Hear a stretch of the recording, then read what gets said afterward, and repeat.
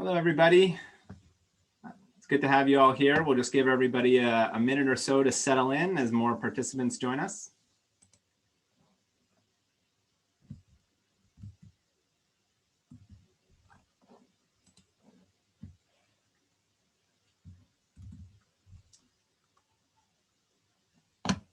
Welcome to those folks who are just coming in. I was just saying that we're going to give another minute or so as folks join the webinar, and we will get started in about 1 minute.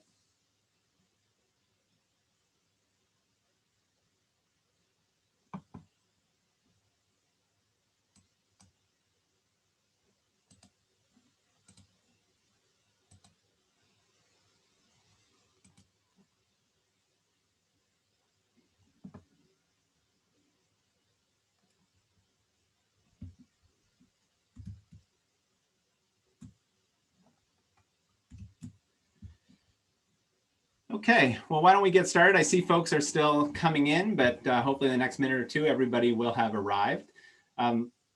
So welcome, everybody. It's great to have you all here for this event on how to create a winning conservative climate plan.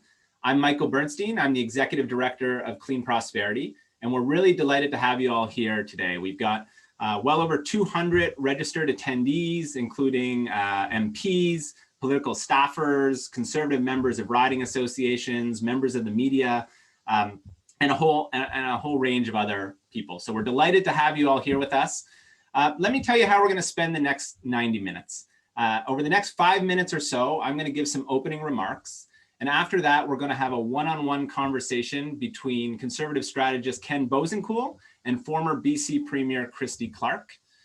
At the end of that session, we'll take some questions from the audience, from you. And then following that session, we're going to have a panel discussion with leading conservative thinkers and strategists from around the country, including Lisa Raitt, Louis Leger, Mitch Davidson, and Ken Boessenkool will stay with us for that session as well. And that at the end of that session, we'll take some more questions from the audience. So just a couple of quick points and housekeeping notes before we get started.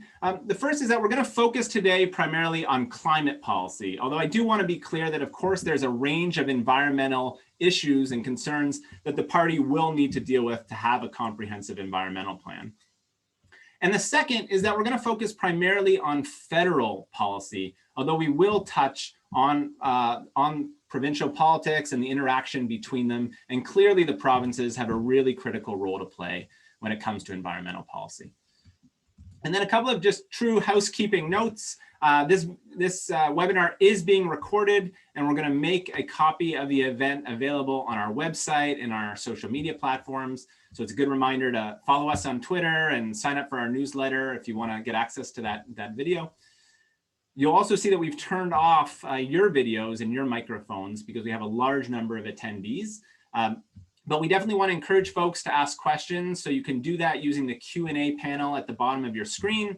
The only thing we ask is please make sure you have your precise name in Zoom so that when we ask questions, we can know who's asked them. Okay, so with that housekeeping out of the way, I want to say a few words about Clean Prosperity, who we are, why we put on this event, and what our views are on the topics that we're going to be discussing today. As many of you will likely know, Clean Prosperity is an independent nonprofit. We're an organization that believes in creating environmental policy that's also good for the economy. And on the climate file, that means reducing our emissions in a way that increases economic competitiveness and doing that in a way critically that's affordable for Canadians.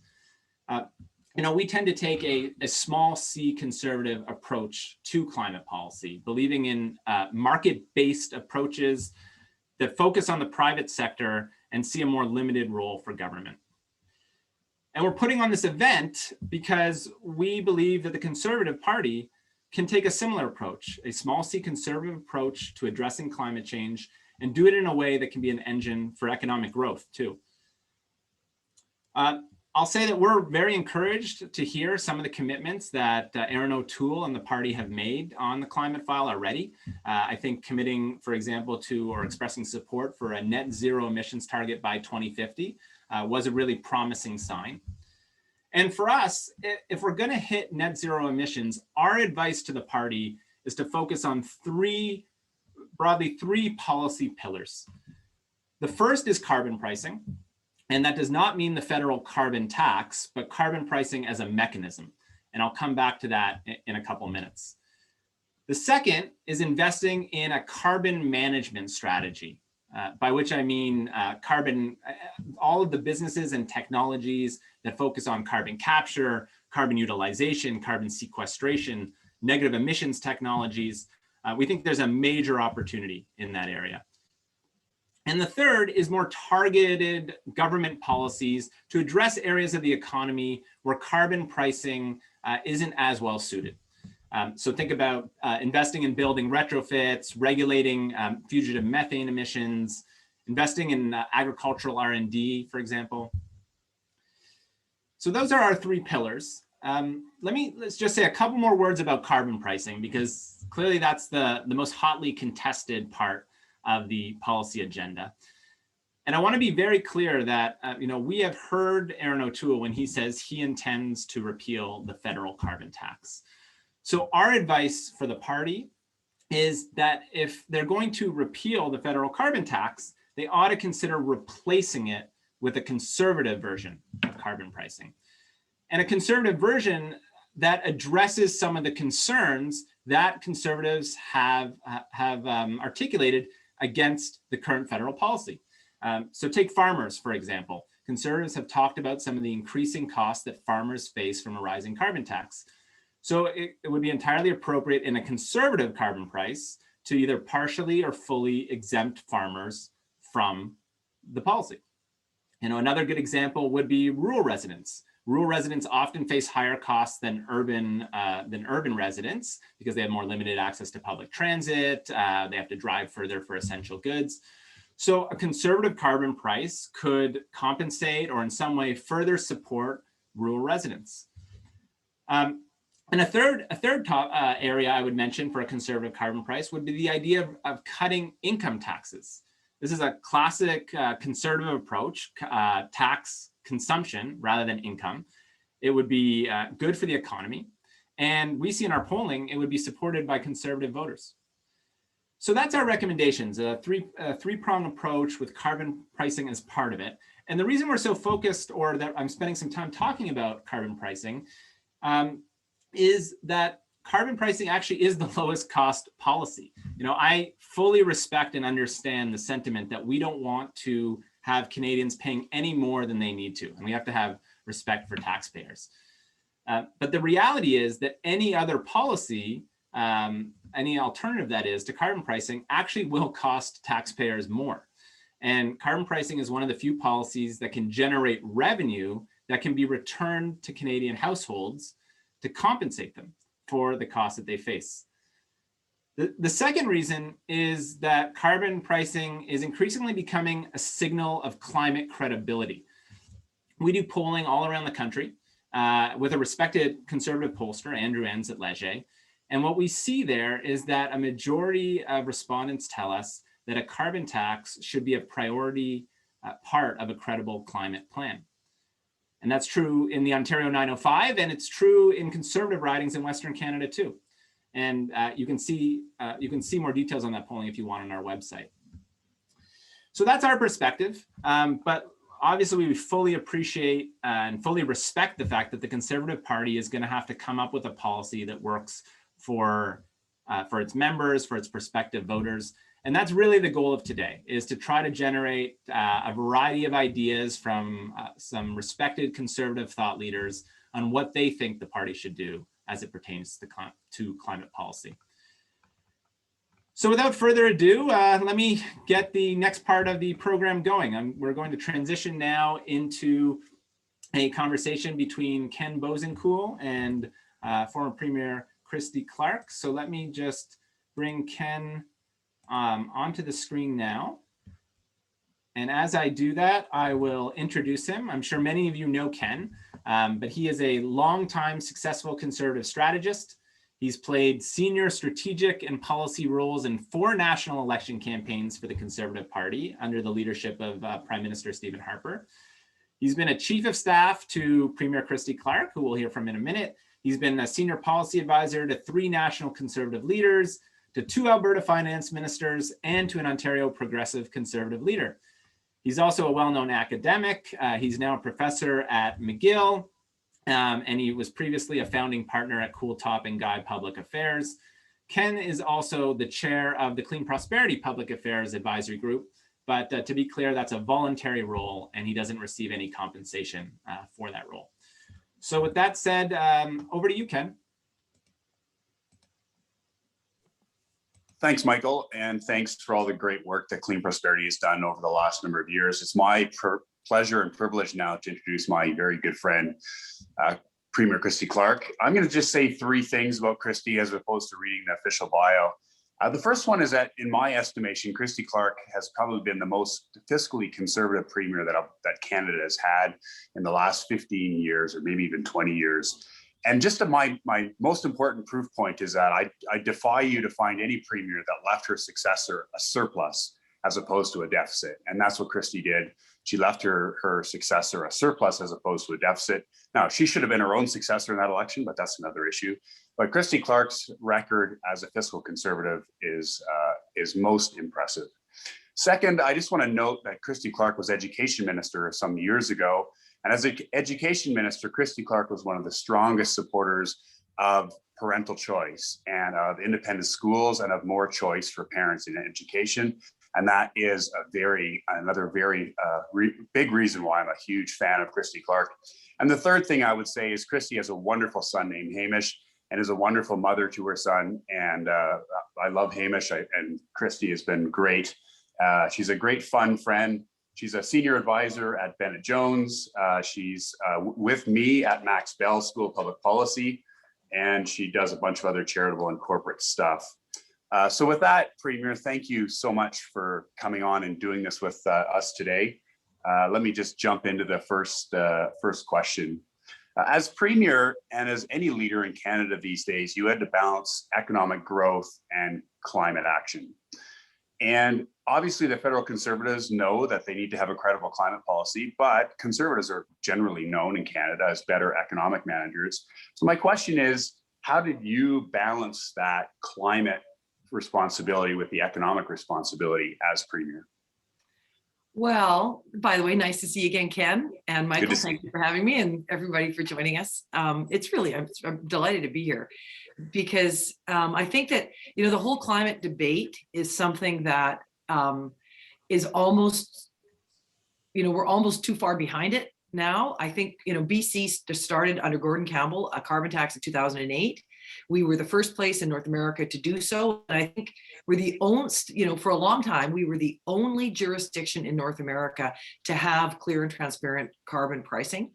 The key to it, though, because, you can't, the problem with carbon pricing is if you dump a new tax on top of an already very heavily taxed economy, and Canada was a lower tax economy when Prime Minister Harper was there. It's certainly a higher tax now with Prime Minister Trudeau. All you do is you slow the economy down. You just add a drag to it. So the idea with our carbon pricing plan, which has been recognized by the World Bank as one of the best in the world, the United Nations. We were a key part of the discussions in Paris because of the work that we'd done on it. The key part of it is when you introduce a carbon tax, you have to make it revenue neutral for government.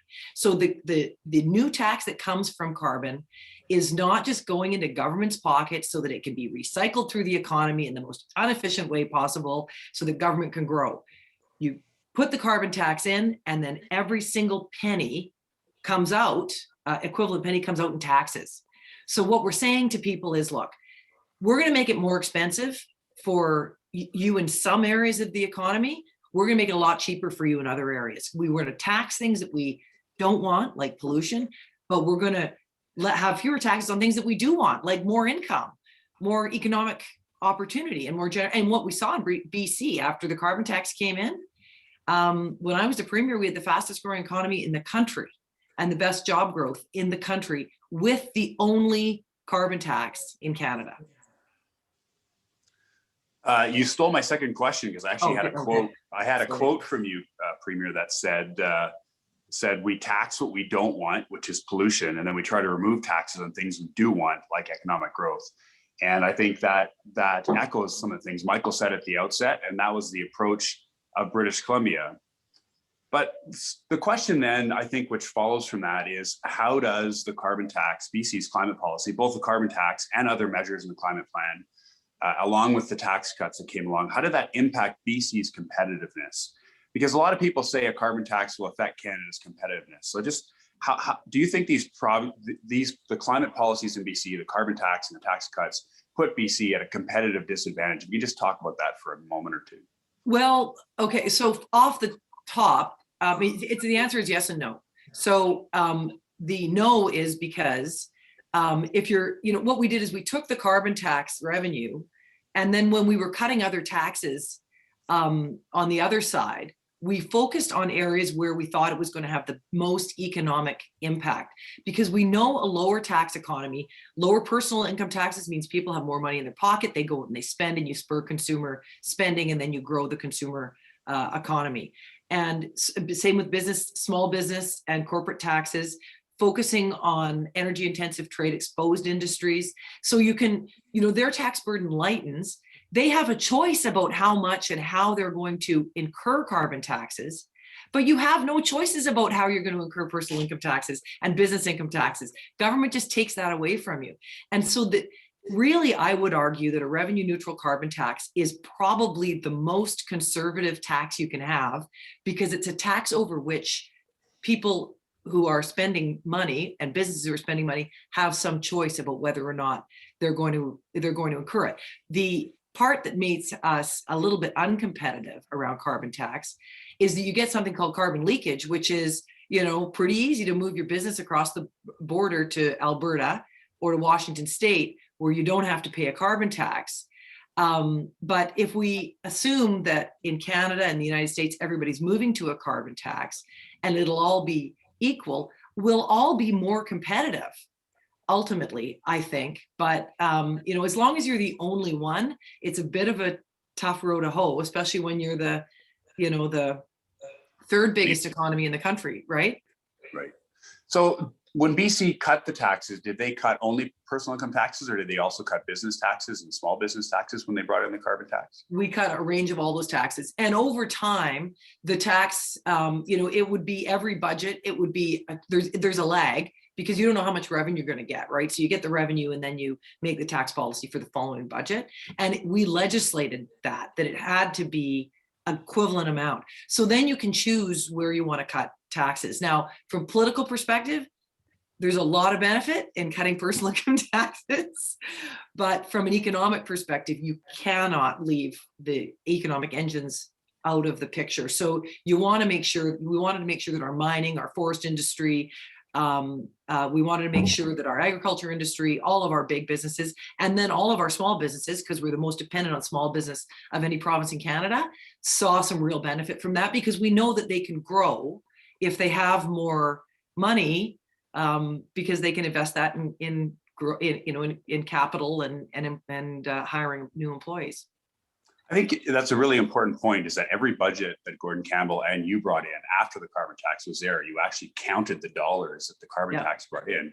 And if it brought in more dollars than the tax cuts that had been made before, you'd cut more taxes. Exactly. And fundamentally, we know that if government just gets more money, government is just going to grow, which is what government does. It's just, that's what government does. It just grows. And the only way to stop government from growing is to not give it more money. So this has been the problem with the federal carbon tax plan, is that, and the plan in Ontario and the plan in Quebec, is that they're just giving government more money. So government's just chewing up all that money and then recycling it through the economy in the least possible efficient way. And really what I think from a conservative perspective, members of the Conservative Party are going to want to know, and Canadian voters are going to want to know, is, do I get more money? Do I get more opportunities for employment? And that's what you do if you keep the revenue to governments. In fact, Ken, you know this, in BC, we were the only government in Canada, including Saskatchewan, including Alberta, including the federal government, which were all Conservative governments at the time, that actually shrunk government spending. That actually, we constrained the growth in government spending to a greater degree than any other province in the country, because we were continually cutting taxes on the other side, and we were the most tax competitive economy in North America. Yeah, it just makes me realize that there's a conservative way to bring in carbon pricing, and there's a non-conservative way to bring in carbon pricing, which is what Michael was saying at the outset.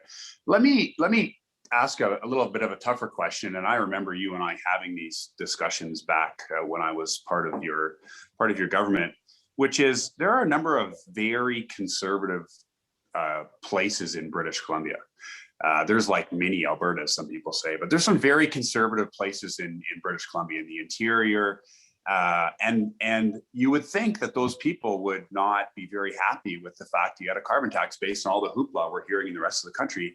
Can you just talk to us for a minute about how the conservative part of the Liberal Party, well, I hate saying that, but the conservative part of that great BC Liberal Party. Party. Sure, we're a coalition party, right? I think people know that. But how did the conservative side of the party react to the carbon tax and this whole issue? Not very well, I'm going to say. So, you know, and Gordon ran on it in 2005, almost lost the election. NDP opposed the carbon tax, and Gordon came within, you know, some pollsters would say about 1,500 votes of actually losing the election in 2005 after winning all the seats in the legislature except for 2 in 2001. So he had the biggest majority in BC history, and then he went to almost losing the election. But, you know, he spent, and our caucus spent years consulting on it afterward and trying to get it right and working with the various sectors of the economy, trying to understand how it would affect them. It didn't end up being perfect. We had to make some changes for the cement industry, for the greenhouse industry, and a bunch of other things. But he managed to get almost the whole caucus on side for it, which was really vital. Those MLAs went out into their communities and sold it. Remember, no one else had done this, so no one knew what was going to happen.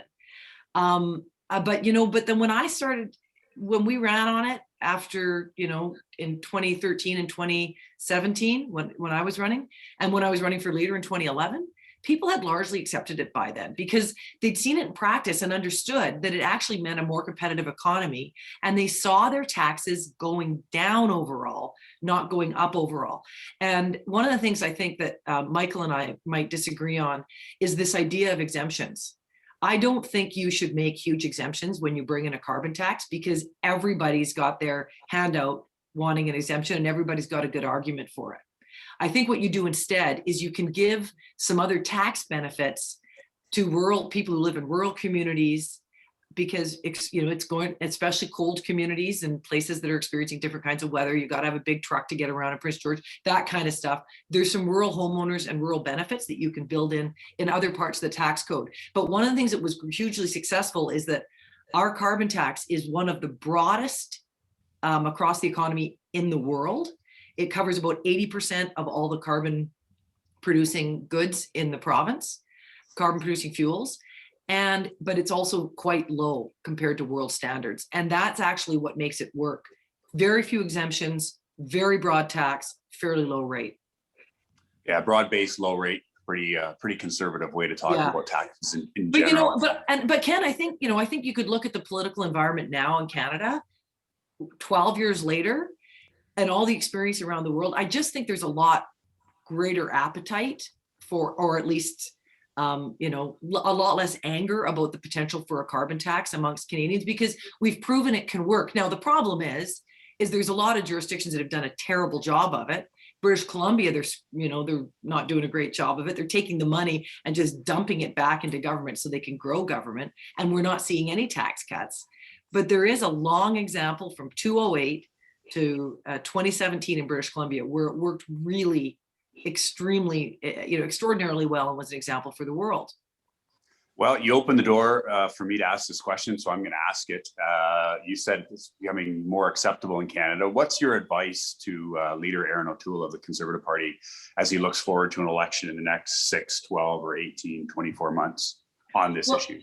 Well, I mean, I think there's two things. So one is a moral imperative. I really do think there is a moral imperative to attack climate change in the world. I mean, I know Canada is a very small part of the world's emissions, but nonetheless, we should do what we can within our own country because it's the right thing to do. And I don't think we can sit around lecturing China and India, which are producing most of the carbon emissions in the world, and say we're not doing it ourselves. Just, it's like human rights. You can't, you've got to be a leader, or no one will hear, or no one will listen to you. I would also say, though, that on a political perspective, you can't win elections if you don't have a strong carbon policy. I understand every party has their base, but I would argue that there are a few litmus tests now for Canadian leaders. And one of them is where you stand on a really strong carbon policy. And there isn't an economist, there's barely an economist in the world that wouldn't argue that carbon pricing is a fundamental element of any working policy around that. I would say the third thing, though, Ken, that's really important is the government should be supporting our energy intensive, trade exposed industries like liquefied natural gas, and talking persuasively about how we can make a huge impact around the world by exporting our much cleaner, much more ethically produced energy resources to places like China to help them cut greenhouse gases. Because if they can get on Canadian clean LNG and displace coal in China, every time they do that, they cut the emissions of that producer by a third. It is, and natural gas and fracking is the biggest advancement in fighting technological advancement in fighting climate change, probably in history. We should be supporting that around the world, because it's not like Canada isn't affected by China's emissions. Well, it's your Canada LNG project that was started under your administration was I believe now one of the biggest energy projects that happened in a province with a carbon tax. And so I think there's a lesson there for Conservatives and for Canada that you can have big energy projects like Canada LNG and have a carbon price at the same time, that there's no necessary conflict between those two things. I'm just going to give a signal to Michael that if he wants to come in, he can come in now, but I'll let you respond to that first, Christy. Sure. Ken, what we found was, because, LNG, we landed the biggest single private sector investment in Canadian history with Shell, the Shell project, $40 billion. And one of the things we found by dealing with Shell and Exxon and Chevron and everybody around this is that they have customers around the world who are really interested in how their product gets produced. And they felt like the opportunity to produce the world's cleanest LNG was one that it was very attractive to them. So we worked with them on how to make carbon pricing, how to work that into their specific each project. And we did that for each project with its own agreement. But we still landed that investment because every single international company wants clean energy or cleanly produced energy as part of its portfolio. And that's a really important place for Canada I think, as an exporter of energy. Yeah, if you're not for energy, you're not for Canada. If you're not for climate, you're not for Canada. And there's no necessary conflict between those two. Michael, I feel like you should go into politics, Ken. That was a fantastic line. Yeah, I've never done very well in politics. Michael, over to you. Great. Well, thanks to both of you. That was a great conversation. And maybe we can actually, I'm going to just take a couple of the audience questions that we've gotten so far, but maybe we could pick up where you guys just left off, which is just, Premier Clark, as when you're out campaigning during previous elections and talking to folks, were you linking those two things? In other words, did energy development, was that the balance between those things, one way for you to talk about carbon pricing and to explain why we needed to do both at the same time? Maybe you could just talk about the interplay between those and what you heard from BC residents on kind of the interplay between them. So I hope, made an impression for Canadians that I am a huge champion for our natural resource industries. BC is not different from Alberta that way, because the value of those exported resources is what keeps our healthcare system going. And I think we can be an example for the world. So yes, I talk about that a lot to people, and about how if we want to sell our resources, we can distinguish ourselves as ethical and as environmentally friendly, which I think will make it possible for us to find a niche in the market, because let's be real about it. We're not going to have cheaper labor than they have in Qatar and Saudi Arabia. We're not going to have lower environmental standards than they do. We're not going to have lower safety standards on the work sites. So and we're not going to have a lower cost of infrastructure. Where do we distinguish ourselves? In the fact that every single worker comes home safely, in the fact that we can offer a terrific, a great work environment for people and great healthcare system, and we can be environmentally the leaders in the world, and they can sell that as part of their product around the world. Great.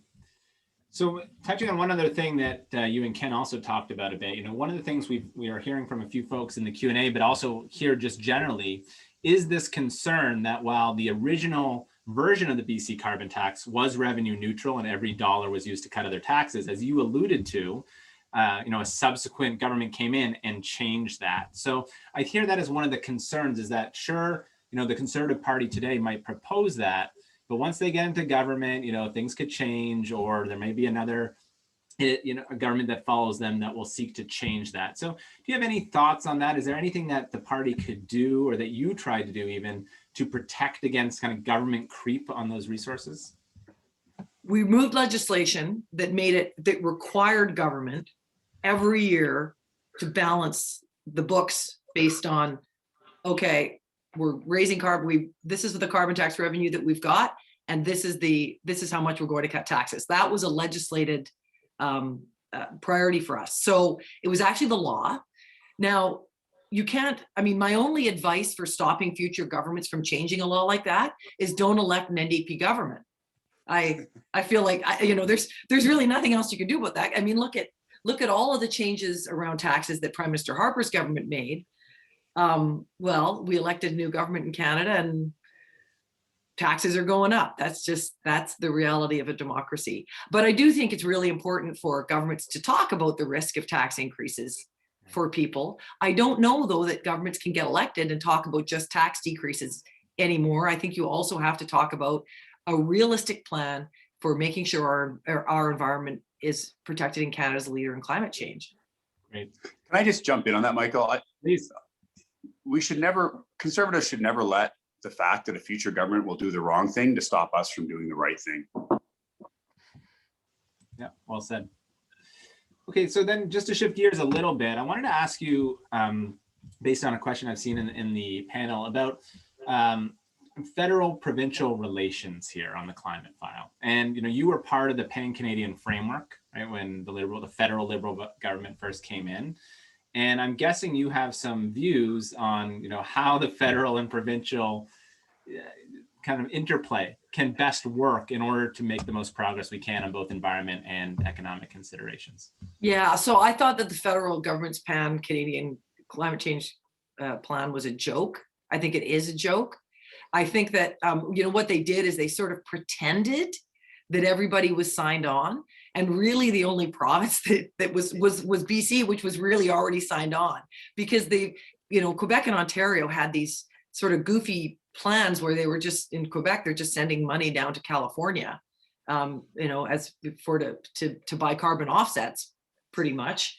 And there, it wasn't a plan focused around economic growth. So I think what the federal government needs to do is show leadership around this and say, look, we're going to have, each province has to should design their own carbon plan. We're going to be flexible about that, recognizing that each provincial economy is profoundly different and unique. And the federal government cannot run provincial economies. That's why we have provincial governments, because you look at what they're trying to do, even in just their areas of industrial development and kind of trying to spark innovation. They are terrible at it. And it doesn't matter which government's in there, they always stink when it comes to trying to create economic growth, because that is the job of premiers. So they need to go to premiers and say, okay, look, how do we do this? How do you do this in your province? And we can put together a real plan that's going to limit carbon leakage between provinces and still keep your energy industry or your manufacturing industry competitive, because we need to recognize that each province is very profoundly different. Great.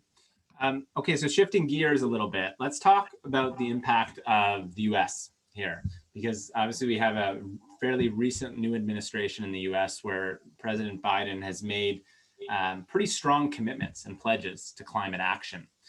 And he's been framing it as an economic growth strategy. So I'm curious to hear what your view is on how does US action, like how should we what should we be looking for out of the US, and does that impact, or should it impact, the way we think about doing climate policy in Canada? Well, I think it could be, there's lots of good things about it. I mean, just one, if the Americans are fighting climate change and getting back into the Paris Accord, that's a good thing for the world. For Canada, one of the huge disadvantages we have is we are not tax competitive with our closest competitor and our biggest customer and our neighbor in the United States. And the Trump tax cuts accelerated that. So bizarrely, to the extent that Biden's going to raise taxes in the United States, I mean, you'd like to say, well, Canada's going to lower taxes, so we're going to be more tax competitive. But, if he's going to raise taxes, it might make us more tax competitive. It might limit carbon leakage across borders so that provinces that are doing the right thing aren't going to be facing businesses moving across the border. So that would be good. So I think it might make it easier for Canadian policymakers to implement a target carbon tax. I also think too, that there's no way the Democrats in the States are going to make a revenue neutral carbon plan, like just zero, because they really do believe in big government. If we had a government in Canada that was going to bring in a carbon tax and that was going to require that it be, or to support a creation of carbon policy across the country that was going to be revenue neutral, we would be actually more tax competitive for our trade exposed energy intensive industries than they are in the United States. That could be a really good thing. So, it kind of depends on how Canada wants to respond to that. If we just want to carry on the way we are with this kind of, really, really badly thought out pan-Canada carbon plan, which just means basically every province is loading more taxes onto taxpayers and shrinking the economy as a result, it's not going to necessarily be good or bad for us.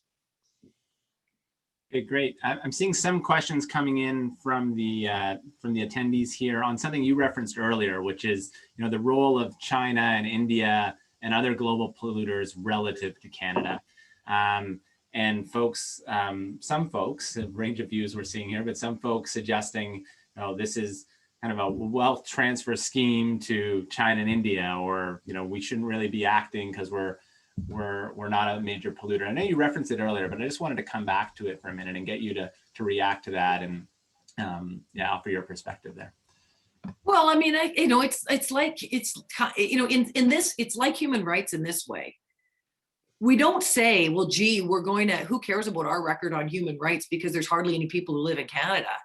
We're going to go to China and tell them that they need to do a better job with the Uyghurs and the people, and Hong Kong and all of the other issues that have come forward. Well, if we want to be a leader in something and we want to be able to go to other countries and say you can do a better job, we should be doing a better job. But we should also be, I think, saying to our kids as a generation, we are trying to make sure that this country is cleaner and the world is better off for you when we're gone. That's just an ethical obligation, I think, that we have as leaders. And if you don't take that ethical obligation seriously, you probably shouldn't be engaged in politics. But, I think we have an opportunity with our clean energy industry to be able to support China and India in what they're doing. And they very much want our support to do that. When I met with Prime Minister Modi, when Prime Minister Harper invited him to Vancouver, that was all we talked about, was how fast we could get our LNG. They were invested in one of the biggest projects. They put $6 billion into one of the biggest projects in BC. How can we get our LNG to them faster so that they can fight climate change? There's lots of ways that we can do this. And it's not costing us money, it's making us money. Great. Okay, so look, we're almost out of time. So I guess I wanted to give you one last kind of word, the final word here on this session, just to see if there's anything else we didn't ask you or any other advice you wanted to offer to this group of conservatives who are thinking about where they go on the climate file. I will say this for conservatives, climate pricing, carbon pricing and good climate policies are almost always only brought in by conservative minded governments, because people on the left don't understand how to do these things well. The only way you can make carbon a great carbon policy is if you also understand economic impacts. And if you understand how the economy works, then it's possible to build a carbon pricing policy and an environmental policy that doesn't hurt the economy. And so really, if you look around the world at successful climate policy, almost all of it has been enacted by conservative minded governments, because we can understand both sides of the piece, on the environmental side and the economic side. When the left brings it in, they screw it up because they end up hurting the economy, costing people money, raising taxes, and losing support for probably the most important thing as a generation that we can accomplish for our kids. And if we want climate policy to work, we need public support. And if you want public support for it, you have to be able to protect the economy at the same time. And the only people that understand the economy are conservative-minded governments. Okay. Well, thank you very much. That was very clear. We couldn't appreciate more your insights on this topic. You've had a unique front row seat into developing a policy, a conservative carbon price. And so we're so glad you could join us today. I want to thank you on behalf of everybody for your ideas and your time. And we look forward to staying in close touch. So thank you very much. I was really privileged to be here, Michael. Thank you very much. Thank you, Ken. Thanks, Premier. And to everybody for being part of it. Great, great. Okay, well, wonderful. So as we say goodbye to Premier Clark, we're going to segue into the next part of the discussion, and we're going to hopefully see some of our panelists start to appear on the screen in addition to Ken. As we do that, I will introduce them. And so, so let me do that briefly here. So I'm going to start with Lisa Raitt. Many of you will know Lisa, but Lisa was elected as a Conservative MP into the House of Commons in 2008, where she went on to hold 3 senior portfolios. She was Minister of Natural Resources, Minister of Labor, and Minister of Transport. And she was also, of course, the Deputy Leader of the official opposition. After leaving politics, I guess a year and a half ago in 2019, Lisa joined CIBC Capital Markets. That was in January 2020. And right now she focuses on senior client coverage and business development with clients in the energy, infrastructure, and industrial sectors, which all align closely with her deeply held expertise. So welcome, Lisa. It's great to have you. Michael. Next is Louis Leger. So Louis was appointed Chief of Staff and Deputy Minister to the Office of the Premier of New Brunswick in December 2018. He's also served on the Conservative Fund. He is a passionate entrepreneur who started in business in his early 20s. And for 20 years, he was at the center of the Atlantic Canadian marketing communications industry and was recognized by Progress Magazine of one of Atlantic Canada's top 50 CEOs. So welcome, Louis. It's good to have you. Thank you. Mitch Davidson is our next guest. So Mitch is the Executive Director of the Strategy Corp Institute of Public Policy and the Economy. Prior to that, Mitch served as the head of policy to Ontario Premier Doug Ford, and he's co-authored both recent Ontario PC platforms. Interestingly, one of those platforms included a revenue neutral carbon tax, and one opposed it. So I'm sure we'll get into that. Mitch also sat on the task force for a resilient recovery, which was run by the Smart Prosperity Institute, which had put forward an environmentally focused set of policies designed to help the economy recover from COVID-19. And he is also currently part of Clean Prosperity's expert advisory group, again, just like Ken, on a volunteer basis. So welcome, Mitch. Thanks. All right, well, it's great to have all of you representing a diverse set of viewpoints and a range of parts of the country as well. So I'm going to start, Lisa, with you. I wanted to ask a little bit about your experience in Milton, where you were a long-standing MP. And I think it's particularly interesting because Milton is the kind of suburban riding that often gets talked about as this one of those swing ridings, sometimes categorized in that 905 region just outside of Toronto. So I'm wondering if you could talk a little bit about, the views that you heard from Miltonians over the last couple of election cycles, particularly on the issue of climate change, and what you think that means. What are your takeaways that you want to offer to the party based on that experience? I could go on for days, but I won't. But first of all, I'd like to start by saying thank you, Michael, for hosting. I'm really honored to be part of it. And boy, what a great interview with Premier Christy Clark, Ken. Thank you very much for that. I took lots of notes, and I agree fundamentally with everything that she was saying. And it actually caused me to reflect a little bit on what it was like to go through an election campaign in 11 and in 15 and in 19, as I watched the change in the public in Milton vis-a-vis their views on climate. And you could see it changing right before your eyes. And my frustration was I always felt that we were behind the 8 ball. In 08, the first time I ran, we ran against the Green Shift with Stéphane Dion. And part of the reason was the Liberals didn't do a great job of telling Canadians why we needed to have a carbon price. So Canadians didn't buy it. The majority of Canadians didn't buy it. And our opposition to the carbon tax became embedded in our DNA because it made sense at the time. But something funny happened over the past 12 years, and it culminated with me losing my seats. Thank you, Michael, for not mentioning that I was unsuccessful in my campaign in 19. I was.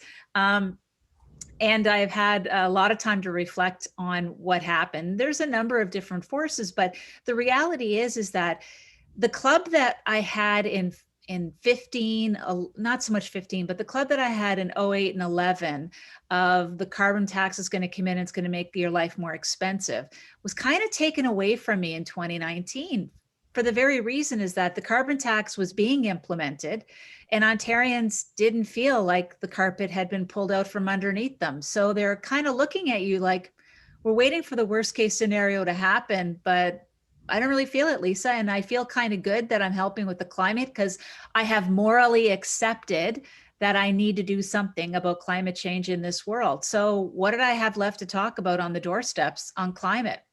Well, I talked about a lot of things that the Premier mentioned actually about how we should be exporting our technology to China and India. And I tried to focus on those areas of our very solid plan, but it always came back to the fact that we opposed a carbon price meant that we were opposed to climate reformation or climate assistance or climate mitigation, adaptation, whatever you want to call it. We were opposed to the climate, and that was table stakes at each and every single door. And not only did I lose, guys, I lost on plurality. He got over 50% of the vote. And I think that should very well be noted that the regardless of how much my community is happy with me as an individual and proud of me as an individual, the reality is that they could not get their head around our climate plan, and it was fizzling at the doorstep. And like I said, it started probably in 15, maybe a little bit earlier, but definitely by the time we got to 19, it is definitely part of the reality going forward for anyone seeking a seat in the 905, from my humble opinion. Great, thanks for that. Okay, now we're going to move eastward. This question's for you, Louis, about New Brunswick. When we had a chance to talk before the event, you talked a lot about kind of the balance of the economy and the environment and policies that kind of respect both needs. So can you talk a little bit about, what approach you'd like to see on climate policy from a federal Conservative Party, particularly trying to get that balance right between making sure they are supporting the economy and the environment? Yeah, well, thank you for inviting me. So the first thing I'd say is that it's not the issue of what needs to happen. I think we all agree that we need to do what we need to do to improve our environment and so on, but it's the how we're going to do it. And like right now, the federal government's looking at a national policy, and a national policy is exactly that, a national policy that doesn't necessarily recognize regional challenges or regional difference. In our case, we have the largest refinery in Canada. That refinery exports 80% of its product to the US. It's unfortunately it has to get a lot of its resources from outside this continent, and then that's too bad, and that too would have helped. But there needs to be a recognition for that.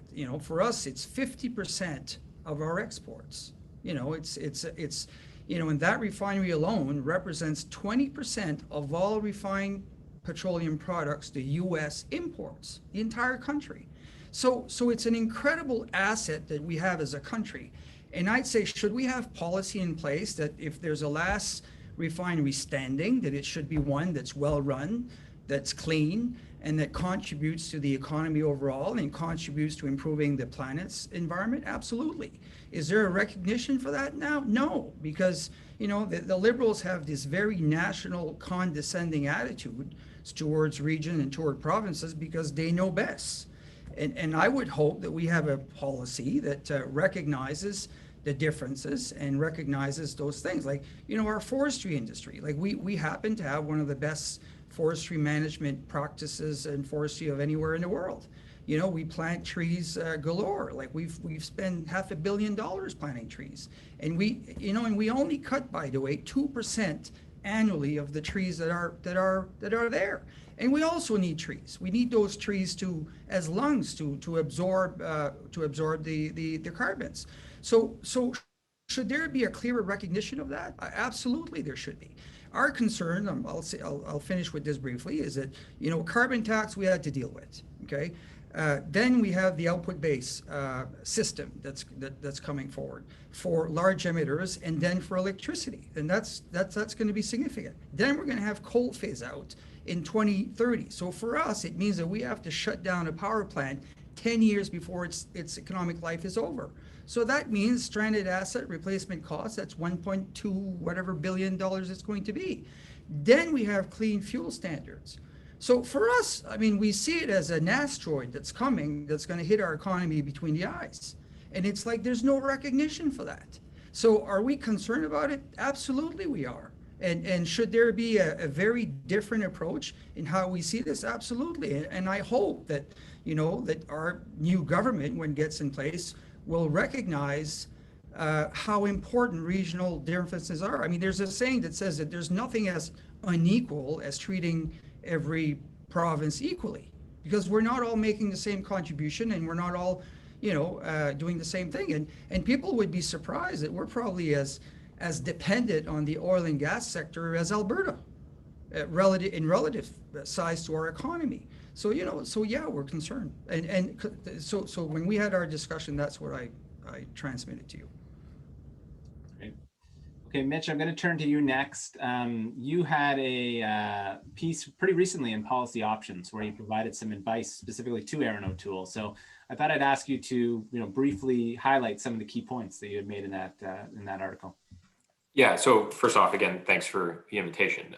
So on the article, what I wanted to do is, you kind of hear this criticism a lot from conservatives of, there's ways to fight climate change that aren't a carbon tax. And when kind of asked, okay, what are those ways? They kind of fall flat in explaining them. So what I tried to do was present the various options that are in front of Erin O'Toole with the pros and cons. And I think you find as you go through them that the pros start together and the cons start to grow as you move further and further away from a revenue neutral price on carbon. But what I really wanted to point out in that piece was sort of a thesis that you mentioned earlier, is that an environment plan and a climate change plan are not the same thing. In 2019, when Andrew Scheer ran, a friend of mine who worked in the OLO said that his climate plan, or his environment plan rather, was somewhere around 60 or 70 pages, and Justin Trudeau's was 6 pages long. And here we are talking about how Scheer didn't have a plan, but Trudeau clearly did. And I think the difference was that the Liberal plan went after climate change and went after emissions, whereas the Conservative plan did other important things on environment, conservation, and parks, and so on, but fell flat on the emissions piece itself. So really the thesis of the article that I put forward in explaining a bunch of different options, which include one that Louis mentioned, negotiating individually with different provinces, another such as endorsing an accelerated depreciation for businesses when they make climate-related investments. But really, these were all just different ways to show that you can have a pro-economy plan and an anti-climate change plan. But the key is you got to have something that talks about climate change, not just the environment. Great.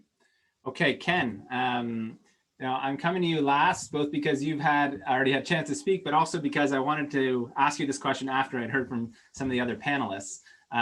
Because you also put something out fairly recently that I thought was quite interesting. I'd love you to expand on. It was a paper that you wrote for McGill, where you say you're going to make this is a quote, you're going to make an argument for carbon taxes without even mentioning climate change. So can you talk about what you were trying to get across in that piece? Thanks, Michael. Before I do, I just want to tie something Louis said to something the Premier said, which is this flexibility for provinces. And I've been very encouraged that Aaron O'Toole's leadership platform talked a lot about flexibility for provinces on climate change. So I think that's a really important and good thing that he has cottoned on to. Look,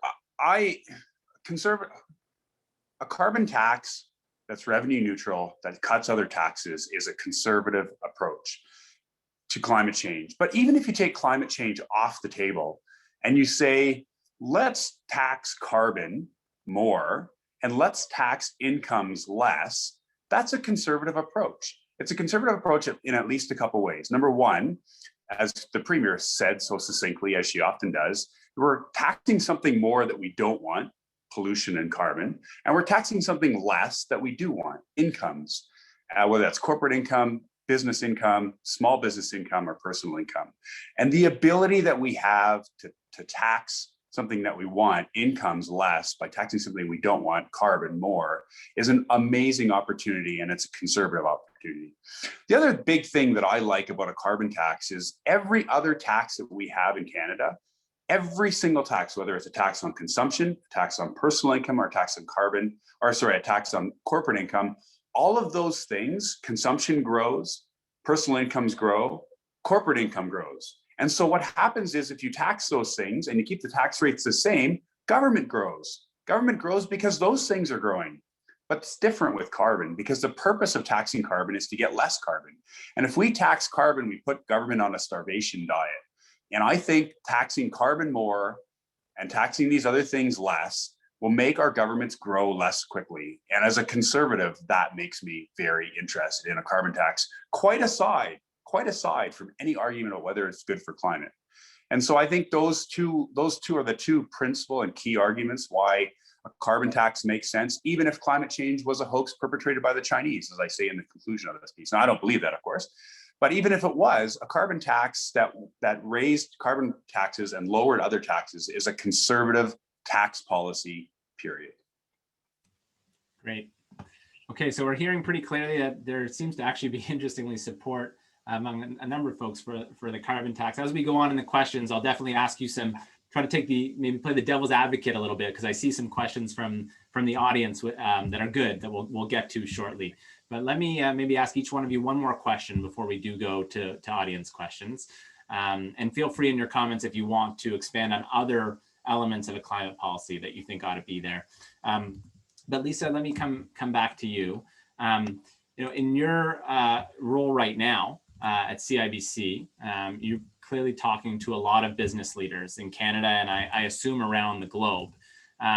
So I wanted to know a little bit about what you're hearing from investors, and to kind of take that standpoint of, how are they thinking about climate policy now? Is that critical to their investments? And are you hearing anything specific that they're looking for? Maybe you could just talk a little bit about that. Oh, sorry, let me unmute you. That was my fault for muting you originally. So I've asked to unmute you. Hopefully. I'm unmuted now. Yes, that's okay. I Amazing figured it was we actually went this long without a mute issue. So that's okay. I figured it was my son who was muting me. That's usually how it works here. Look, the financial sector has caught up, and it's for two reasons. Number one, in the great transformation of the economy, they see an opportunity for investment to flourish.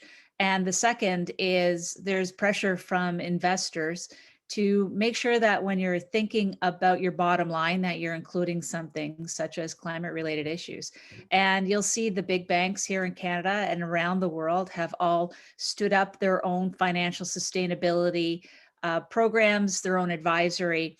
I'm part of that at CIBC Capital Markets, and I'm really happy to be in that space because it's a great opportunity to be able to see what's going on in terms of the innovation that happens within capital markets. And I'm glad that capital markets are involved because, quite frankly, like Ken, I don't believe in big government. And I think it's terrible that governments take taxpayer dollars and try to pick winners and losers out there.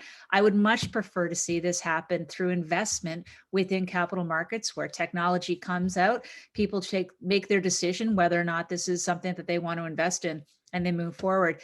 But we're coming up to annual meeting season for all the big guys out there, and you're going to see stakeholders and shareholders making it known that they want to have measurements in other areas of the company's performance, and one of them has to do with climate. But the reality is that it also has very much to do with a growing economy and investment. I mean, take a look at what happened to renewables the back end of last year. Investment just took off. Why? Because people recognize that renewables are going to be around for a long time. Michael, I'm going to backtrack one thing on the carbon price, carbon tax, and the provincial flexibility. And I would put forward this theory, which is mine, that and maybe shared by others, but once the Supreme Court of Canada rules on this issue, it's a moot issue. And everyone's just going to have to deal with what the Supreme Court says. Is it federal jurisdiction or is it provincial jurisdiction solely? And then the chips will fall where they fall. And that is the opening and the opportunity for Conservatives to insert their policy. Because at this point, it just seems to be a little bit of a shouting match about what we believe should be a carbon price. We are going to be given the end game on this. And as a result, and I would say, Ken, I don't know what you know, but it's certainly coming in the next coming months or barely soon. Could be the next few days. In the next few days. So that's going to set the table as from where we go. And then we get to focus on what Louis was talking about, which is provincial flexibility, understanding, as the Premier said, that the premiers are the best ones to manage the economy of their local communities, which is, again, a Conservative principle, by the way. We believe in the grassroots, and closer you are to the decision-making, the better off you are. So look, it's great to have this conversation today, and I'm proud to talk about all my lived experience and where I see the future going. But the reality is, once that Supreme Court of Canada ruling comes down, that's the starting point. And we have to be ready for a world where feds do have a jurisdiction for carbon pricing. And if they do, I don't think Ontario should, Mitch, you can correct me, but I don't think Ontario is going to be comfortable with all of their, $100 and some odd billion or $100 and some odd million going to the feds to determine if they're going to send it back to us. They're going to want it themselves, just like New Brunswick gets their own money now, as opposed to letting it go to the feds and then get washed down the system to you. So it's going to be a moot point. Well, so that's a great segue actually into some questions I wanted to ask both Louis and Mitch. So let's actually stay on that topic. Louis, maybe you could talk a little bit about the Premier Higgs's decision following the 2019 election to adopt a provincial carbon pricing system as part of your own climate plan. And clearly it didn't hurt you in the election, given that, and I'm not saying that was necessarily a key issue in the election or not. I want to hear from you, but clearly, the Premier has now successfully won a majority after that decision. So I'm curious to hear from you, sort of what went into that decision? Why did the Premier make that decision? And was there any fallout or any impact that you heard from Conservative members in your province that you think would be relevant for the federal party? Yeah, well, thank you. I mean, there's no magic to it. The first election was fought against a carbon tax, for the reason that I think you said earlier, is we have a very rural province. We don't have public transportation in this province or public transit. So for us, it was clear that was going to be a cost to consumers, and that's what we fought against it. Having said that, I have a Premier who's very practical, and he's very no nonsense, and it is what it is. He's an engineer. And when it became clear that we're going to, there was no win here, that he was going to hit his head against the wall, you got to be practical. So at that moment in time, it was simply, are we going to let Ottawa decide what we're going to do with those funds, or are we going to decide ourselves? And it was a no-brainer. So in that respect, we did, and there's a percentage that goes to reduce diesel and gasoline because of the reality I just said, but there's also a significant fund that's going to go to fund other programs, like for example, small nuclear reactors. And for us, we have a nuclear, we're comfortable as a jurisdiction with nuclear. We've been in it for 30 years. And we see SMRs as part of that transition, because we're not going to get to a new place with solar and wind. I mean, it's just a reality. So we can have it as part of the mix, but it's not going to succeed in delivering power to our cities in the way that they need. So those small nuclear reactors, we see that as the future. We've invested in it. We're supporting it. Not only is it going to provide power, but it's going to, hopefully get to a day where we can use spent fuel. Those spent fuel, once they're in classic reactors, once they're taken out, there's only something like 5, don't take, experts can give you the exact number, but it's less than 10% of that fuel capacity that's used, right? So all of a sudden, that creates an opportunity that serves many purpose. So we have a clear path and a clear plan that the Premier's been pushing real hard. And, hopefully that's what will happen. So I diverted a bit from your that's great question, but you gave me the opportunity to speak. So that's great. We appreciate it. Mitch, let's go back to Ontario now. Lisa referenced Premier Ford as well. And I thought maybe you could talk a little bit about both her point around, how might the Premier be thinking about his options, assuming the Supreme Court case goes the way most expect, which is that the federal government will win. It's not a guarantee, but I think that's the more likely outcome. And then maybe as part of your answer, you could also talk a little bit about, some of the, I think the very understandable concerns that the Premier probably has about raising costs on businesses, rural residents, et cetera, because I don't want to brush that aside. I think there are real issues here around imposing a carbon price that I know the Premier is very sensitive to. So it's a pretty wide-ranging question, but maybe you can do your best to tackle that.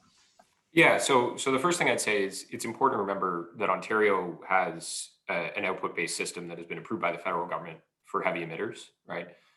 So it is worth noting that sort of conundrum has theoretically been solved in terms of what to do with larger businesses.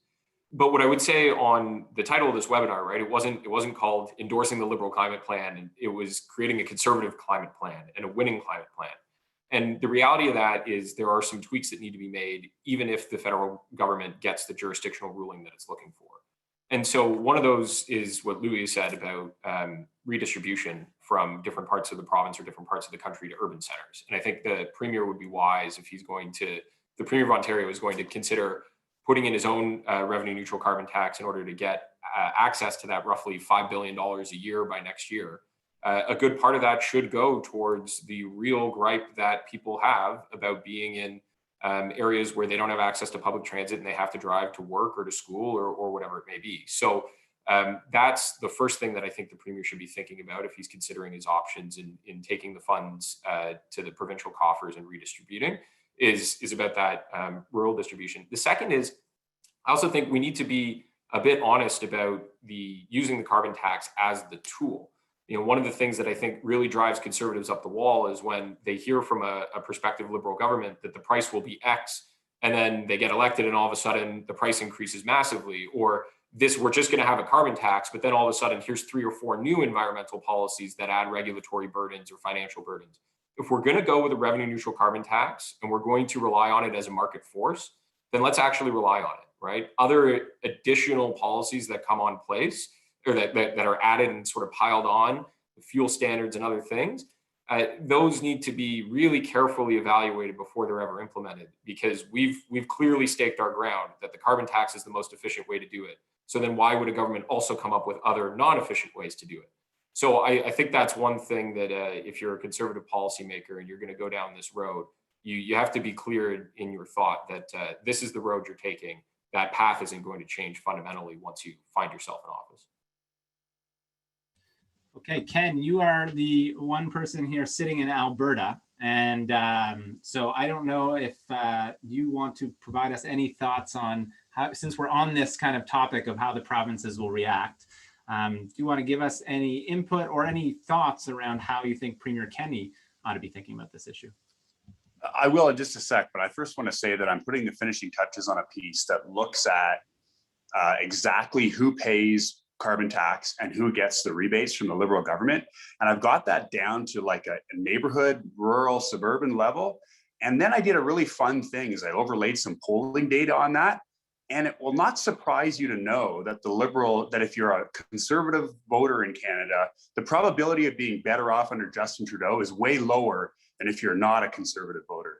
And so the first thing I would say, and this data is for Ontario, so it's mostly a message for Doug Ford, is I would say look Doug Ford in the eyes and say, Mr. Ford, Premier Ford, do you really want to let Justin Trudeau keep buying off his prospective and actual voters? Or would you like to take that carbon revenues and make it more fair for Ontarians? And I think this is going to be a real issue in the weeks ahead. I think Lisa hit the nail on the head. In terms of Jason Kenney, the industrial, and this reflects what Louis said, the industrial structure of Alberta and the industrial structure of Ontario are so fundamentally different. In Alberta, 70% of emissions come from the industrial sector. In Ontario, 30% of emissions come from the industrial sector and 70% from retail, roughly speaking. So Jason Kenney has already put a carbon tax. Frankly, he's kept almost all of the carbon tax that Rachel Notley created on the industrial sector. So for 70% of emissions in Alberta, we already have a carbon tax. And that's good. And those revenues are being used partly to make sure that the sectors that export are protected, that carbon leakage doesn't have, that the Premier talked about. And so the design of the carbon tax that Kenney, frankly, Notley designed it and Kenney kept, protects the oil and gas industry in Alberta from carbon leakage and from uncompetitive industry. So what's left in Alberta? What's left is the 30% of emissions for the non-industrial sector. And I suspect if I did the numbers that I just did for Ontario, for Alberta, I would find that there's a lot fewer Liberal voters out here in Alberta, for which we're very happy. But I suspect that on balance, Jason Kenney could do a much better job for rural residents, for suburban residents, that the current Justin Trudeau tax does. The current Justin Trudeau carbon tax is biased in favor of people living in cities, biased in favor of people with low income who live in cities, and against people with low income who live in rural Alberta, by the way. And so I think Conservatives need to take that once we lose the Supreme Court case, which is a slam dunk, by the way. Once we lose that case, then I think it's time for Conservative premiers to take those carbon taxes into their own revenues and distribute them much more fairly through tax cuts that benefit rural residents, that benefit suburban residents in a way that they don't benefit them right now. Great. And just as a quick follow-up to that, you probably saw the article that was in the Toronto Star, what was it, a week or two ago, talking about how some Western MPs were very concerned that Aaron O'Toole might be considering bringing in a carbon tax. And well, so, they shouldn't be. So that's my question. I wanted to know what you think about that. And maybe that's your answer, but do you want to expand on that at all? Yeah, no, look, again, Clean Prosperity did a great poll, and I dug down into the deep recesses of those polls. We polled conservative held ridings in Western Canada. And here's the rough conclusion of that poll. If you're a Conservative MP in Western Canada and you win with 70 or 80% of the vote, and we bring in a carbon tax, you're going to win with 60% of the vote. So you're fine. If you're a Conservative MP in Western Canada that wins with 50% of the vote, you're going to lose a little bit, but you're still going to win. But if you're a Conservative MP in Western Canada and you're in Calgary Centre or you're in the Lower Mainland and you're on the cusp of winning or losing your riding, a carbon price with income tax cuts will actually help you maintain and win your seat. So it's not just the 905 where a carbon price would help get a person like Lisa Raitt reelected. It's in the Western ridings that are on the cusp. The ridings that we win by a lot, yes, we'll lose some vote, and that's unfortunate, but we won't lose enough to lose those seats. But a carbon price with tax cuts would help Western seats that are on the cusp either continue to win those seats or keep them in our column. I worry that some of those seats are going the way of the 905 and that people in Calgary Centre and people in Edmonton East or whatever is riding on the east side of Edmonton that we lose to Liberals every once in a while. Those are the kinds of seats that we can keep in our column if we have a really good, credible climate change policy. Looks like Lisa, you want to get in on that. I do. And I want to say that I think it's absolutely appropriate for Western MPs to voice their concerns. I think that's exactly what they should be doing. They should be having these kinds of discussions within caucus about what it is, means to them. So at least there's some kind of conversation. And I bring my 905 perspective to the table. And then, you know, the Calgary or the Red Deer perspective is brought to the table as well. I think it's really crucially important. And I would be remiss if I didn't point out that a lot of times, Ken, that it's not about the seat, it's about the individual who holds the seat. And it does make nominations a lot more difficult for people if they're not reflecting the voice of the Conservative voter within their constituency. So I have a lot of time for MP independents when they're representing their communities and what is important to them. And it informs me that it's not all one-sided, right? And I hope that they listen when I tell them it's not all one-sided either way. We gotta work together on all this. Okay. I'm going to move to audience questions at this point. We have a lot of questions, so I'll just preface this by saying, unfortunately, we're going to have to pick and choose a few questions, but we will keep all of them, and we'll try to get back to folks after this if we can't get to your question. So I'm going to start with a question from a former Western MP, Bob Sopak, a friend of mine. And Bob had a number of questions, but here's one I'm going to pose to the panel. He says, too many people assume that climate policy equals environmental policy. And that's not the case, because carbon taxes can improve water quality or conserve biodiversity. And he goes on to mention a number of other examples too. So his question is, how do we create a comprehensive environmental policy, much like the green plan of the former Prime Minister, Brian Mulroney? Does anyone want to take a stab at that? Sure, I'll help out on that because Bob's my friend too. And it's great to hear his question. And I think it's what was already said by Ken or Mitch. I don't know what it was about how big the platform was that we had under Andrew Scheer, which did include a lot of those elements, but we didn't pass the sniff test because there was nothing in there that dealt with reducing the emissions via a carbon price. And once people saw that it wasn't in there on climate change, you kind of didn't get the rest of it. But I mean, we were talking about planting 1 billion trees before Trudeau started talking about planting 2 billion trees. It's like the childcare benefit all over again. We said we were going to do $100 and some odd. Nah, let's do 1,000 kind of thing. So, good ideas come from Conservatives. And I would say there's a lot that was in that document that I know Bob took part in that should be rejuvenated and implemented in the platform going forward. But I think what I'm talking about here is that piece that was missing really does have a meaningful impact on how people cast their votes in the area that I'm from here in the 905. Thank you. Louis, it looked like you might want to add that on there. And here, let me actually, it looks like you're on mute, so I will just try to unmute you here. There we go. Yeah, well, absolutely. And hi, Bob. And I'll tell you, there's still fish in the Miramichi. So I can't agree with you more in the sense that, the first thing maybe I'd start doing is get rid of DFO as a measure in terms of environmental.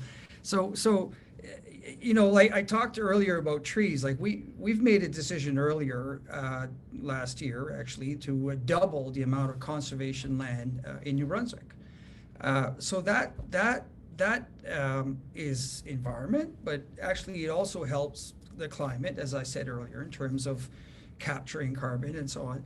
So yeah, I think we should encourage our party to go further in that sense and create that distinction. But also, at the end of the day, I mean, I think it being linked creates a dynamic that causes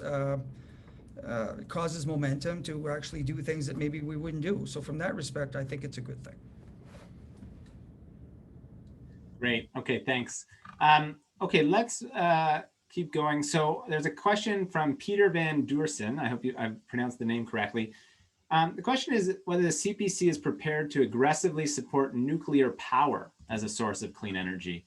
And I wondered if anyone here wanted to talk about nuclear power. Perhaps Louis, you might, given you mentioned it earlier. Well, yeah, I mean, like we got to be practical and real here. I mean, what are we gonna use as power generation? I mean, like the reality is, if our batteries are not big enough yet, and we're like, we do have provinces like Quebec that benefit from hydro, and Manitoba and others. But the reality is, if we don't have a clean source, a reliable clean source of energy, like small nuclear reactors, for example, where you can build a small reactor soon for 100 megawatts that can that can actually support a city, without a whole bunch of transmission lines. So if you look in the future, I think it's a mix that's required, and to not see that, I think is short-sighted. So I think it's a very important, and it's safe, and we've been doing it a long time. We're comfortable with it, and like people in this province have no issue with nuclear. I mean, we've demonstrated that over and over. So I hope it's very much part of our narrative and very much part of what we stand for. Great. Okay, so another question. This one comes from Glenn Marshall. Glenn asks, he says, the way to deal with carbon leakage is with a border carbon adjustment, which is credit for the refunded carbon price. So maybe I'll actually just paraphrase this. Basically, it means exempting exports from any domestic carbon price and then charging imports a fee so that there's a levelized playing field in domestically for industry. So I see Glenn had intended to ask this of Christy Clark, but we'll ask this of the panel instead. He wants to know whether this is going to be an important part of a conservative climate approach or not. And I see Ken might want to jump in on that.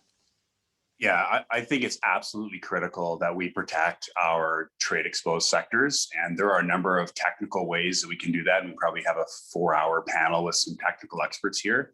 But I think one of the important things to this question is I think the United States is talking about a border adjustment tax into Canada, and we need to be prepared for what that means for our sector. I see Lisa's got her finger. I assume, Lisa, you're dealing with some investors that are worried about that investing in Canada. And so we have the offset-based allocation system, which was designed in Alberta, and the feds took that over into their plan. But I think if the U.S. puts a border adjustment tax, we're going to have to make some big adjustments to how we work. Most importantly, I think we're going to have to say to the United States, and I think we'll successfully say this, that because we have free trade, we should be exempt from some of the border adjustment things that would hit Canada really hard. But conservatives are going to need to address this, I believe, if not in their platform, then certainly have people that are smart like Dan Mader and other folks that are doing policy, and Dan Alvis and other smart people that are doing policy to think hard about the border adjustment tax in the United States and what that means for us. Lisa. I would just pipe in by saying that I think we should take it from the same approach as we did on security when we were dealing with the thickening of the border, where we went forward as a conservative government saying, look, when you enter the country, you enter for all of North America. One time you go through security, so the goods can travel freely throughout all of North America. So I'm hoping that we're thinking about it in the broader scheme of things in terms of including Mexico, one continental approach, so that when you get here, you get one border adjustment fee. Otherwise, this would be a good reason why you want to have a federal price, because otherwise you're going to have provinces having their each individual prices and their each individual border adjustment fees, which would become, well, more of a nightmare than it already is when you try to cross the border with any of these fees and schedules. So picking up actually on that question about different jurisdictions, I'm going to ask a question from John Davidson. He asks, how do you integrate a conservative carbon tax / income tax cut with differing provincial plans? So a bit of a technical question, but does anyone want to, it looks like Mitch is. Yeah, I can go first. I mean, the first is. Thank God. Let the province do it, and they can just do it to their own taxation system, and you got nothing to worry about. The second is, the federal taxation rates are higher than provincial taxation rates, and CRA is the one that collects for every province with the exception of Quebec. So there'd be some technical pieces that would have to be figured out, but I can imagine it wouldn't be much different than a line on your tax return that would just designate which province it is that you come from, and you would give it back. But I would say, let's solve the problem by having the provinces get the money first, and they can give it back in the way that they see fit on their tax forms. Just a small point, Michael, if I can. Sure. Jason Kenney and Doug Ford, Premier Kenney and Premier Ford have already solved this problem for industrial emissions because they both have carbon taxes or proposed carbon tax on their industrial emissions, and they're done at the provincial level and they've been recognized by the federal government. So all we need to do is extend that logic once we lose the Supreme Court case to all emissions. And as Mitch said, if the provinces do it, then the feds don't have to worry about doing it. And then hopefully by then, that's the right answer. Great. Okay, great. This next question is from Rod White. It's specifically addressed to you, Lisa. And you've touched on this a bit, so I'll just see if you want to expand on it at all. He asks, with its regional differences, how does the CPC come up with a climate policy that will win in the 905? And maybe I'll just add a little bit onto that question, is that maybe I think he's probably implying win in the 905 and respect some of the interests of, for example, the Western Caucus. Yeah. How do you, that's going to be the puzzle pieces for the new leader. That's what he and his team are going to have to put together. And I'm very happy to be passing that buck to Aaron O'Toole, to be honest. This is where the rubber hits the road in terms of winning elections. And he's got good people who are around him. But I would be remiss if I didn't point out that whatever we put out has to come with authenticity, and it has to be easily communicated. Those would be my only two caveats, because the minute you're explaining, you're losing. And that's the old adage, right?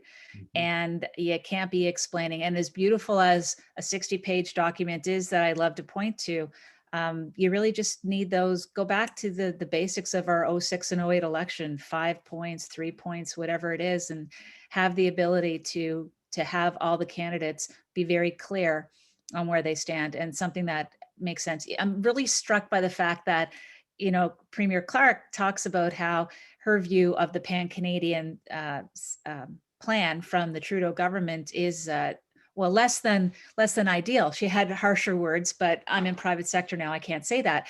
But the reality is that we are different right across the country. It's going to be really difficult to have a one size fits all, but we do have to come up with principles that make a lot of sense, and we have to be authentic in how we communicate it. And the what is to be filled in by the smart people who won this leadership race. It looks like that. I see a couple other people interested in coming in. I think maybe Mitch, I saw your hand. Yeah, I was just going to say a couple of things. I think the first is, we have to have a realization that we're talking about a carbon tax, a revenue neutral carbon tax, at a time where the economy is fragile and needs to recover. And it's not like we just put in a carbon tax on Tuesday and climate change is solved on a Wednesday, right? This is a long form policy movement that has gains over time. So if Aaron O'Toole is to take an approach where that's reasonable and measured, there are exemptions or some carve outs for individual provinces where the case may dictate for their economic recovery to make sure that that's going to be robust. The end goal is still in place. And I think the Trudeau government has actually done this from time to time. I look at, for example, Nova Scotia has an exemption on its coal till 2030.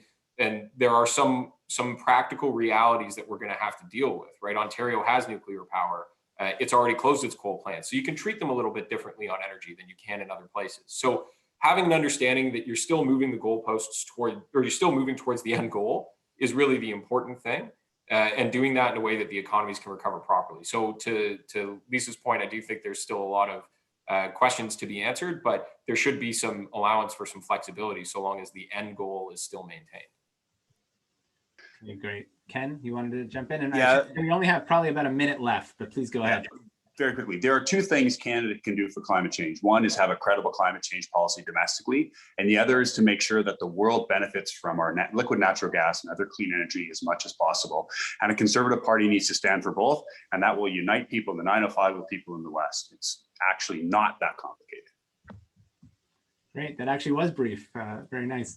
Okay, well, look, we only have about 1 minute left, so I don't think that's quite enough time to ask another question. I apologize to those we couldn't get to. Terrific questions, and I think we need to close now. So let me thank all of the panelists and to Premier Clark. A very, very sincere thank you. It was really interesting to hear your views and your insights, and it was clear from the questions and the attendance that people are really looking to have a robust conversation here among Conservatives about how to move forward. So I hope today was helpful, on the road to having that conversation. And I know that Clean Prosperity stands ready to provide advice and thought leadership to the Conservatives, because we really do want to see a strong, comprehensive climate plan. So thank you again, everybody, for thank you to the panelists, thank you to the attendees, and we look forward to hopefully seeing you all again another day soon. Bye-bye now. Bye, everybody.